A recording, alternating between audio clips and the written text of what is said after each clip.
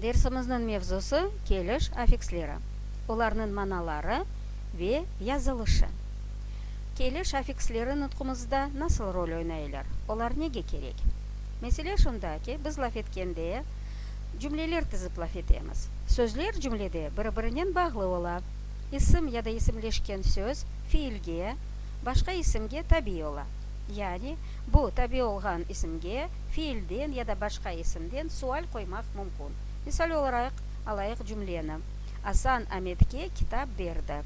Берді фиилінден біз исімлерге суалер қоямыз. Ким берді? Асан. Асан баш келіште тұра. Берді кімге? Аметке. Аметке сөзі дорғылтув келішінде тұра. Нені берді? Китап. Китапны. Бұл сөз түшім келішінде тұра. Қырым татар тілінде 6 келіш бар. Баш келіші кимне суалеріне жауап бере, аффикслер қошылмай. Сәйіплік келішінде сөзлер кимнің ненің суалеріне жауап берейлер, сөзлерге нин аффикслері қошыла. Доғрылтув келішінде тұрған сөзлер кимге, неге, қайырге, қайда, не вақытқа суалеріне жауап берейлер.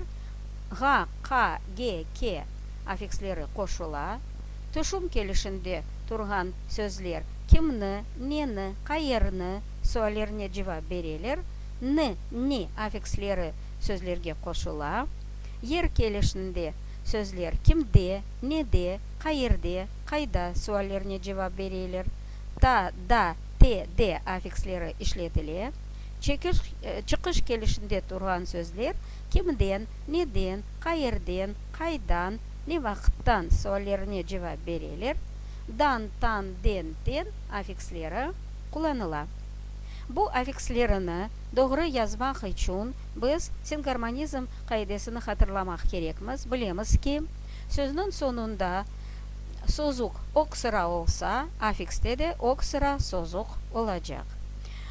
Сөздің сонында артсыра созуқлары олса, аффиксте де артсыра созуқлары олacak. Bazı аффикслер келішлерде тұтықтан башлана. Мында білмек керекміз, сөзінің сонында созуқ сез яда яңғыравуқ тұтуқ олса, аффиксте де яңғыравуқ тұтуқ олacak. Сөзінің сонында сағыр тұтуқ олса, аффиксте сағыр тұтуқтан башланacak. Енді бақайық әпсі келішлеріні тәфсетліжа. Бірінші, бұл баш келіш.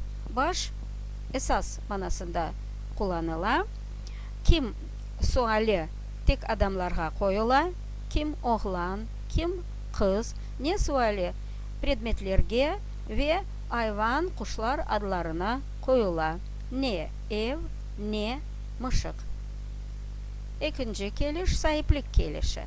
Предметнің сайыбыны білдіре. Кимнің, ненің суалері қойыла ве и созуқлары сөздің сонки созуғынен бағылы. Оқсыра олса, и языла, артсыра олса, языла бұл аффикслерде. Веда білмек керекміз, сайыплік келішінің янында олған сөзлерде мүлкиет аффикслері бар. Мисал, чантасы, сы мүлкиет аффиксы, япрағы, мүлкиет аффиксы бар бұл сөзлерде. Üçüncü келіш доғрылтув келіші. Бұл келіште олған сөзлер іш әрекетінің yönelişini көстерелер. Яғни, қайда доғрыла бұл іш әрекет. Мисал, китапны қайда қойдым? Долапқа.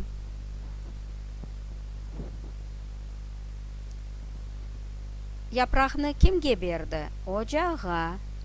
Алманы кімдіге берді? Айшеге.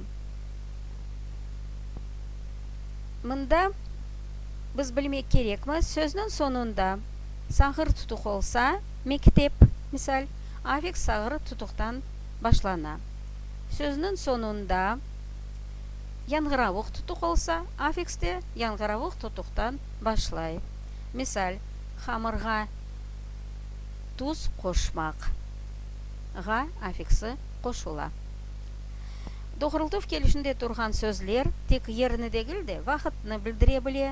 Мисал, не вакытка? Акшамга evге кайттык. Түшүм келиши. Кимни нени суалларына жавап берем? Нени түшүнем? Кимни түшүнем? Бу эле кошма сөзлөр коймак мүмкүн бу келишини белгилемек үчүн. Мисал ресимде балалар кимни dinleйлер? Ожаны.